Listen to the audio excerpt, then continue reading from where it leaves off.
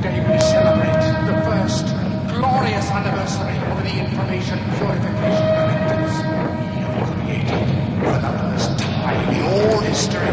A garden of pure ideology where each worker may bloom, secure from the pests, obeying contradictory thoughts.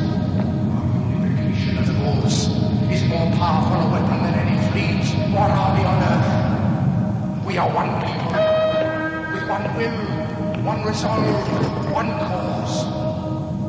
Our enemies shall talk themselves to death, and we will bury them with their own confusion. We shall prevail. On January 24th, Apple Computer will introduce Macintosh. And you'll see why 1984 won't be like 1984.